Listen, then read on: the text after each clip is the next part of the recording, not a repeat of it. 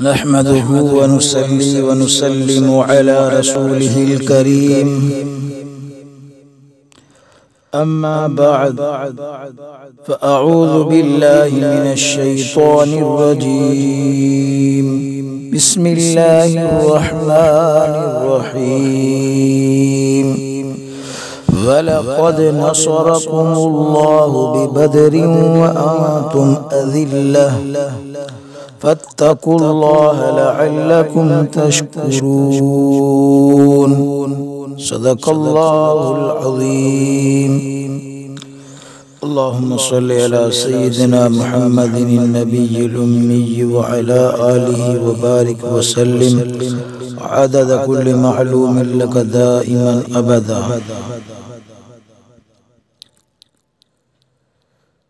فضائے بدر پیدا کر فضائے بدر پیدا کر فرشتے اتر سکتے ہیں فضائے بدر پیدا کر فرشتے اتر سکتے ہیں گردوں سے قطار در قطار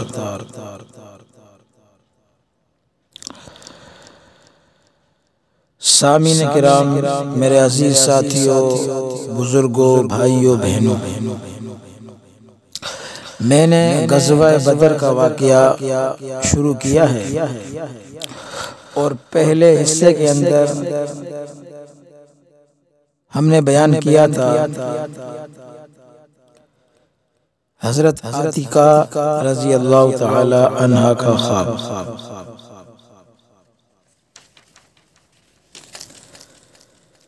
کہ جس طرح مکے کے اندر حضرت عاتکہ نے ایک خواب دیکھا تھا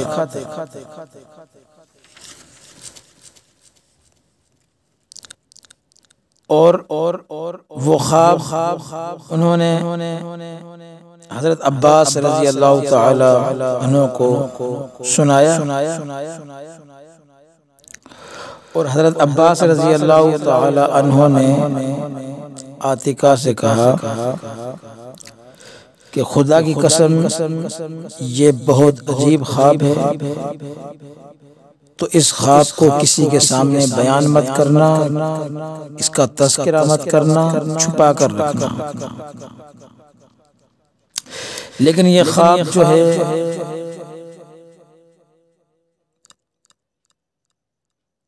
عام ہو گیا، پورے مکے میں اس کا چرچا ہو گیا۔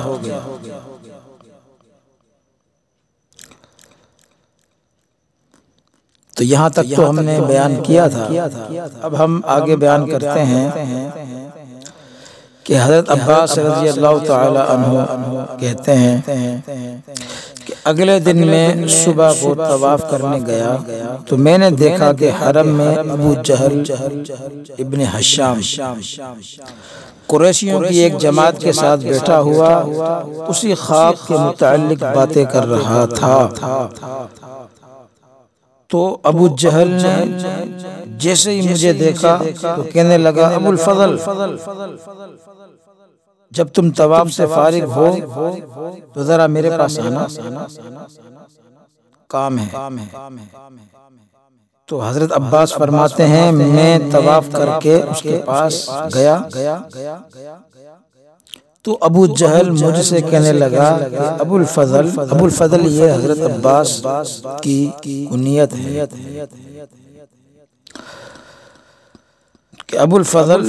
تم میں اس نبیہ کا ظہور کب ہوا ہے؟ یعنی عاتکہ کے لیے ابو جہل کہتا ہے کہ وہ نبیہ ہے، اس نبیہ کا ظہور تم میں کب ہوا ہے؟ تو میں نے پوچھا کہ ابو جہل خیر تو ہے، کیا ہوا ہے، کیا بات ہے؟ تو کہنے لگا ابو جہل کہ ابو الفضل عاتکہ کے خواب کے متعلق کہہ رہا ہوں کہ اس نے خواب دیکھا ہے اور ہمیں اس خواب کا علم ہو گیا ہے۔ تو حضرت عباس فرماتے ہیں میں نے اس سے کہا کہ کوئی خواب نہیں دیکھا۔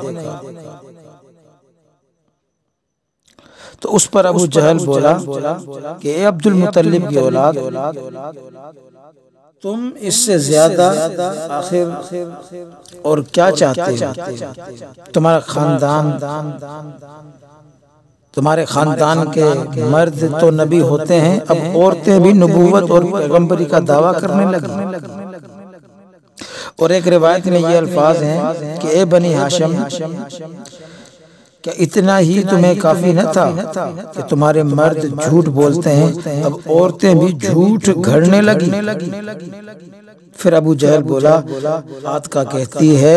کہ اس نے خواب میں اس آنے والے شخص کو یہ کہتے ہوئے سنا کہ 3 دن کے اندر جنگ کو چلنے کے لیے تیار ہو جاؤ۔ تو اب ہم 3 دن تک انتظار کریں گے، اگر جو کچھ عاتکہ کہہ رہی ہے سچ ہے تو 3 دن بعد یہ واقعہ ثابت ہو جائے گا، اور اگر 3 دن گزر گئے اور اس طرح کی کوئی بات پیش نہ آئی تو ہم تمہارے خلاف ایک تحریر لکھ کر لٹکا دیں گے بیت اللہ کے اندر کہ تمہارا گھرانہ عرب کا سب سے جھوٹا گھرانہ ہے۔ تو حضرت عباس فرماتے ہیں کہ میں نے کہا خدا کی قسم کہ عاتکہ نے کوئی خواب نہیں دیکھا۔ تو حضرت عباس اس واقعے کا انکار کرتے رہے کہ ایسا کوئی واقعہ نہیں ہے، کوئی خواب نہیں دیکھا۔ تو حضرت عباس کو ابو جہل کہنے لگا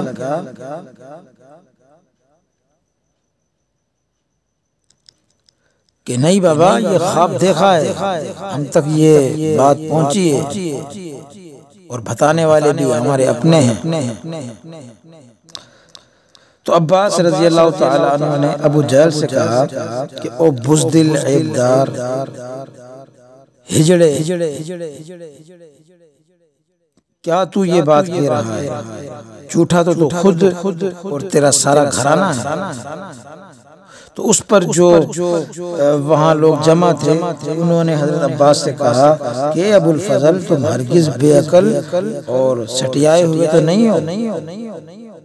پاگل ہو گئے ہو، تم ہمارے سردار کو اس طرح کی باتیں کہتے ہو۔ تو بہرحال اس راز کے کھلنے پر حضرت عباس کو ان کی بہن عاتکہ نے سخت اذیتیں پہنچائی۔ عباس رضی اللہ عنہ کہتے ہیں کہ شام کو بنی عبد المطلب کی ساری ہی عورتیں ایک ایک کر کے میرے پاس آئی اور ہر ایک ابو جہل کی بکواس پر غصے کی وجہ سے مجھے ملامت کرتے ہوئے یہ کہتی تھی کہ تم نے آخر اس خبیث فاسق کی یہ بات کیسے برداشت کر لی کہ وہ تمہارے خاندان کے مردوں کی عیب جوئی کرتا رہا، اور پھر اس نے عورتوں کو بھی نہیں بخشا بلکہ ان کے متعلق بھی زبان درازی کی اور تم سنتے رہے۔ اس کا مطلب یہ ہے کہ تم میں غیرت ہی نہیں جو تم یہ باتیں سن کر آ گئے۔ تو حضرت عباس فرماتے میں نے کہا نہیں، یقیناً میں اس سے لڑوں گا، اور اگر اس نے دوبارہ ایسی بات کہی تو میں اس سے خون ریزی کروں گا۔ تو سامعین کرام، آخر عاتکہ کا خواب کا تیسرا دن جو تھا وہ آ گیا۔ تو حضرت عباس فرماتے ہیں میں سخت غصے میں تھا کہ اس وقت میں نے اس معاملے کو کیوں ٹال دیا، اور چاہتا تھا کہ پھر کوئی بہانہ مل جائے کہ ابو جہل کا میرا سامنا ہو اور ابو جہل کی میں پٹائی کروں، اس سے بدلہ لوں۔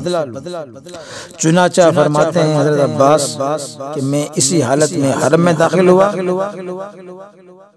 جہاں میں نے اس کو بیٹھے ہوئے دیکھا۔ خدا کی قسم میں اس ارادے سے اس کی طرف بڑھا کہ اس سے الجھوں تاکہ وہ وہی بات ایک بار پھر کہہ دے اور میں اس پر حملہ کر دوں، مگر اسی وقت میں نے دیکھا کہ وہ دوڑتا ہوا حرم کے دروازے کی طرف جھپٹا۔ میں سوچنے لگا کہ اس کم وقت پر خدا کی لعنت ہو، شاید مجھ سے ڈر کر بھاگ رہا ہے۔ مگر فوراً ہی میں نے محسوس کیا کہ وہ ایک ایسی آواز سن کر خوف زدہ ہو رہا تھا جو میں اب تک نہیں سن سکا تھا، اور وہ زمزم ابن عمر غفاری کی آواز سن رہا تھا۔ ہم نے پہلے بیان کیا تھا کہ یہ زمزم ابن عمر غفاری یہ وہی شخص ہے جس کو ابو سفیان نے تیار کیا تھا اور اس کو پیسے دے کر مکے بھیجا تھا کہ جاؤ مکے والوں سے کہو کہ تمہارا قافلہ اس پر مسلمان حملہ کرنے کے لیے تیار ہے۔ تو یہی زمزم ابن غفاری جو وہاں پہنچ چکا تھا، جو وادی مکے کے بیچ میں کھڑا ہو کر پکار رہا تھا، اور وہ اپنے اونٹ پر کھڑا تھا جس کے کان کٹے ہوئے تھے، اور اس نے اپنی قمیض پھاڑ رکھی تھی۔ اس حالت میں وہ چیخ چیخ کر فریاد کر رہا تھا اور کہہ رہا تھا، اے قریش کے قافلو، اے قریش کی جماعت، اپنے تجارتی قافلے کی خبر لو، اپنے تجارتی قافلے کی خبر لو۔ تمہارا جو مال اور دولت ابو سفیان لے کر آ رہا تھا اس پر محمد صلی اللہ علیہ وسلم نے اپنے صحابہ کے ساتھ حملہ کر دیا ہے، مجھے ڈر ہے کہ تم اس کو نہیں پا سکو گے۔ ایک روایت میں یوں الفاظ ہیں کہ اگر محمد صلی اللہ علیہ وسلم اس مال اور دولت پر قبضہ کرنے میں کامیاب ہو گئے تو تم ہمیشہ کے لیے برباد ہو جاؤ گے مکے والو، لہذا مدد کرو اپنے قافلے کی، مدد کرو اپنے قافلے کی۔ حضرت عباس رضی اللہ تعالیٰ عنہ کہتے ہیں کہ یہ آواز سن کر میری توجہ ابو جہل کی طرف سے ہٹ گئی، اور اس معاملے کی وجہ سے اس کی توجہ بھی میری طرف سے ہٹ گئی۔ اب ان لوگوں نے جلدی جلدی جنگ کی تیاری شروع کی۔ وہ سب بے حد گھبرائے ہوئے تھے اور عاتقہ کے خواب کی وجہ سے سخت خوف زدہ تھے۔ ایک روایت میں ہے ان لوگوں نے کہا کیا محمد صلی اللہ علیہ وسلم اور ان کے ساتھی یہ سمجھتے ہیں یہ تجارتی قافلہ بھی ابن حضرمی کے قافلے کی طرح ثابت ہوگا؟ خدا کی قسم ان کو پتہ چل جائے گا کہ یہ ویسا قافلہ نہیں ہے۔ یہ مسلمانوں نے اس قافلے کو تو لوٹ لیا، اس پر تو حملہ کر دیا، لیکن یہ ہمارا قافلہ ہے ابو سفیان کا، یہ تجارتی قافلہ ہمارا ہے، اگر اس پر حملہ ہوا تو ہم مسلمانوں کو اچھی طرح بتائیں۔ اس تجارتی قافلے میں تمام قریشیوں کا مال لگا ہوا تھا، اور قریش میں سے یا تو وہ لوگ تھے جو اس قافلے میں خود گئے تھے، اور یا وہ تھے کہ انہوں نے مال دوسرے کے حوالے کر کے اس کو بھیجا ہوا۔ تو بہرحال اسی وجہ سے وہ لوگ بڑی جو ہے تیاری کے ساتھ جنگ کے لیے نکلنے کی، جنگ کے جو ہے لیے آمادہ ہو گئے اور جنگی تیاری میں مصروف ہو گئے، اور مالی طور پر مضبوط لوگوں نے کمزور اور غریب لوگوں کی مدد کر کے ان کو بھی چلنے پر آمادہ کیا۔ یعنی جو لوگ کمزور تھے کافروں میں، جو غریب تھے، جن کے پاس گھوڑے نہیں تھے، تلواریں نہیں تھی، تیر نہیں تھا، تو کافروں نے جو پیسے والے کافر تھے انہوں نے اپنا مال خرچ کیا اور ان کو بھی تیار کیا۔ تو یہ اس وقت کے کافر، اور آج بھی کافروں کا یہی حال ہے کہ کافر مسلمانوں کے دین کو ختم کرنے کے لیے، اسلام کو مٹانے کے لیے بے حد بے تحاشا اپنا مال لٹا رہے ہیں، اور آج مسلمان اللہ کے راستے میں مال دینے کو تیار نہیں ہے۔ اور کافروں کے اندر ابھی بھی یہ جذبہ ہے کہ اگر وہ اسلام کے خلاف جمع ہو جائیں تو سارے ایک بن جاتے ہیں اور خوب پیسہ لٹاتے ہیں تاکہ مسلمانوں کو ہم اسلام سے ہٹا دیں۔ اللہ تعالی ہم سب کی حفاظت فرمائے۔ تو بہرحال بڑے بڑے قریشی سردار لوگوں کو نکلنے کے لیے اکسانے لگے، جذبہ دلا رہے ہیں، نکلو تمہارے قافلے پر حملہ ہو گیا ہے، نکلو اپنے قافلے کی خبر لو۔ سہل ابن عمر نے لوگوں کے سامنے تقریر کی اور کہا کہ اے آل غالب یعنی غالب کے خاندان والو، کیا تم اس کو برداشت کر لو گے کہ محمد صلی اللہ علیہ وسلم اور ان کے یثرب کے بے دین ساتھی تمہارے مال اور دولت پر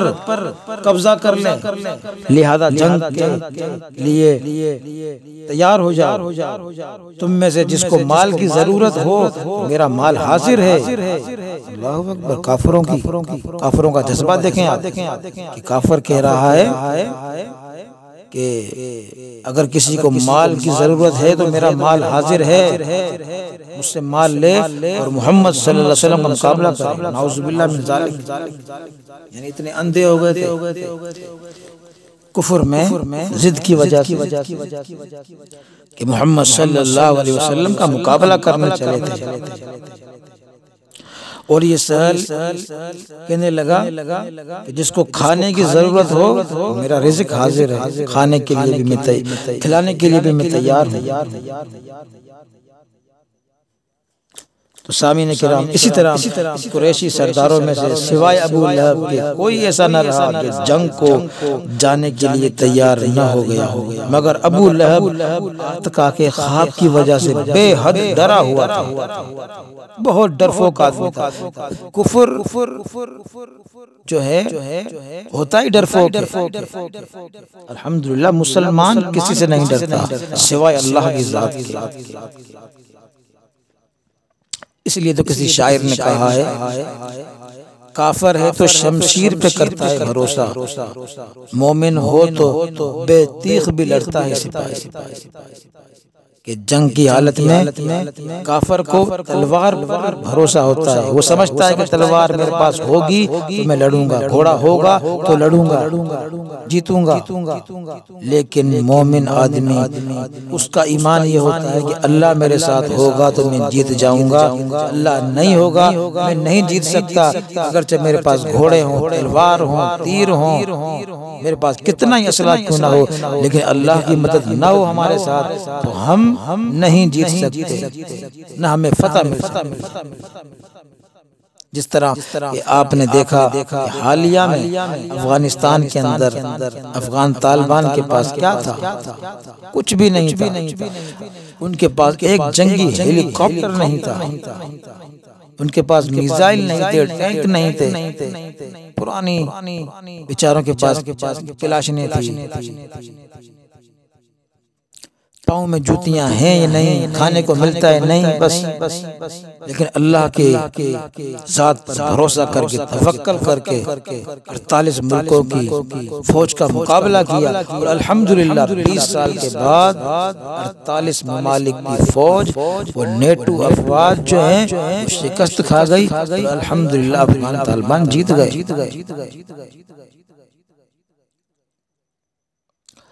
تو بہرحال ہم اپنے موضوع کی طرف آتے ہیں۔ تو ابو لہب عتقہ کے خواب کی وجہ سے بے حد ڈرا ہوا، اور وہ یہ کہتا تھا کہ عتقہ کا خواب بالکل سچا ہے، اور اسی طرح ظاہر ہوگا۔ ابو لہب نے خود جانے کی بجائے عاص ابن ہشام ابن مغیرہ سے 4000 درہم میں معاملہ کیا کہ اس کی طرف سے وہ جنگ میں چلا جائے۔ ابو جہل کے 4000 درہم عاص پر قرض تھے، ابو لہب نے اسی رقم کے بدلے میں عاص ابن ہشام سے معاملہ کر لیا کہ تم جنگ میں چلے جاؤ، اور جو میرا قرض ہے تم پر تمہارے ذمے میں وہ چھوڑنے کے لیے تیار۔ یہ بھی کہا جاتا ہے کہ عاص کے ذمے ابو لہب کے قرض کی یہ رقم سود کی تھی۔ عاص نے اپنی غربت اور تنگ دستی کی وجہ سے ابو لہب سے روپیہ قرض لیا تھا، اور ایک روایت کے الفاظ یہ ہیں کہ ابو لہب نے 4000 جو ہے سود جو ہے 4000 سود در سود پر اس سے معاملہ کیا۔ بہرحال ایک سودی معاملہ تھا، حالانکہ سود اسلام کے اندر حرام ہے، لیکن ابو لہب نے 4000 سود پر اس سے معاملہ کیا۔ بہرحال ایک سودی معاملہ تھا، حالانکہ سود اسلام کے اندر حرام ہے، لیکن ابو لہب نے 4000 سود در سود پر اس سے معاملہ کیا۔ بہرحال ایک سودی معاملہ تھا، حالانکہ سود اسلام کے اندر حرام ہے، اور ہمارے ملک کی معیشت سود پر کھڑی ہے، اور سودی کاروبار کے بارے میں اللہ فرماتا ہے کہ مسلمانوں سود سے باز آ جاؤ، اگر تم سود نہیں چھوڑو گے، اگر تم سود کا لین دین کرتے رہو گے تو اللہ نے فرمایا جو بندہ یہ کام کرتا ہے وہ اللہ اور اس کے رسول کے ساتھ جنگ کا اعلان کرتا ہے۔ اب آپ بتائیں ہم سود کا کاروبار کر کے اللہ اور اس کے رسول سے جنگ کا اعلان کرتے ہیں تو ہم کامیاب کس طرح ہوں گے؟ ہماری معیشت ٹھیک کس طرح ہوگی؟ ہم تو اللہ اور اس کے رسول کے ساتھ جنگ کر رہے ہیں۔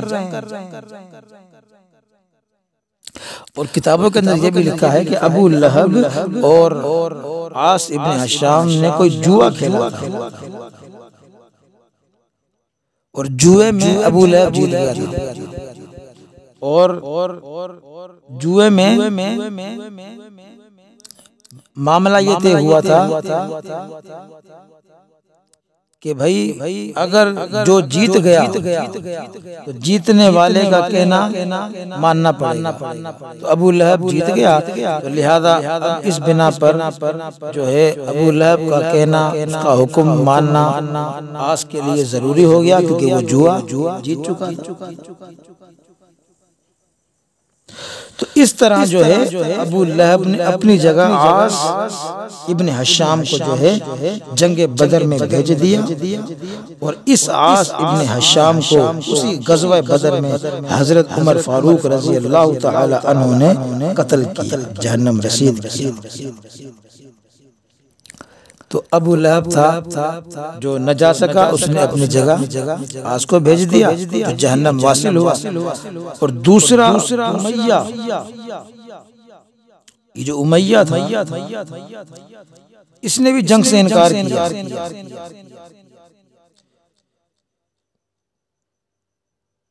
تو اس جنگ کے لیے قریشی سردار ہر شخص کو لے جانے کے لیے تقاضا کر رہے تھے۔ امیہ ابن خلف نے جانے سے انکار کر دیا کہ یہ بوڑھا آدمی بھی تھا اور بے حد موٹا اور بھاری بدن کا تھا۔ یہ اپنی ایک مجلس میں دوستوں کے ساتھ بیٹھا ہوا تھا کہ اس کے پاس عقبہ ابن معیط آیا، جس کے ہاتھ میں بخوردان تھا۔ یہ بخوردان ایک برتن ہوتا ہے جس سے عورتیں جو ہیں دھونی دیا کرتی ہیں، تو عقبہ نے وہ برتن بخوردان امیہ کے سامنے لا کر رکھا اور کہنے لگا کہ ابو علی ذرا دھونی دے دوں، کیونکہ تم بھی تو عورتوں ہی کی صنف سے تعلق رکھتے ہو، کیونکہ تمہیں عورتوں کے ساتھ محبت ہے، یہ لو خوشبو سونگو۔ تو امیہ نے کہا خدا تمہارا اور اس بخوردان کا ناس کرے، جیسا کہ کتابوں کے اندر آتا ہے، فتح الباری میں بھی ہے کہ یہ عقبہ ابن معیط ایک نہایت بدتمیز اور منہ پھٹ آدمی تھا، اور ابو جہل نے ہی اس کو اس کام پر مقرر کر لیا تھا کہ جو لوگ جنگ میں جانے سے پہلو بچائیں، یعنی جو جنگ میں نہ جائیں، بہانے بنائیں، ان کو یہ شرمندہ کرے اور غیرت دلائے، ان کو جذبہ دلائے کہ جاؤ بابا جلدی کرو، تیاری کرو اور جنگ کے میدان میں پہنچو۔ اور ایک روایت میں ہے کہ ابو جہل امیہ کے پاس آیا اور کہنے لگا اے ابو سفیان، تم وادی کے سرداروں میں سے ہو، تم وادی کے معزز لوگوں میں سے ہو، اگر لوگوں نے تمہیں جنگ سے پیچھے ہٹتے ہوئے دیکھا تو وہ بھی رک جائیں گے، اس لیے ہمارے ساتھ ضرور چلو، چاہے ایک دن کے لیے، 2 دن کے لیے، چلو صحیح، ساتھ چلو سفر میں، اس کے بعد واپس آ جانا، یعنی جنگ بدر نہ جانا، تم سردار ہو، اگر تم نہیں جاؤ گے تو تمہاری قوم کس طرح جائے گی، اب ہمارے ساتھ چلو، بس 1-2 دن کا سفر کر کے واپس آ جانا،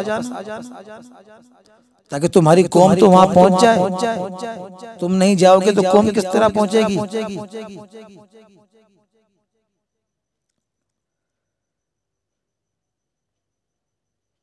ان دونوں کے درست ہونے میں کوئی شبہ نہیں ہوتا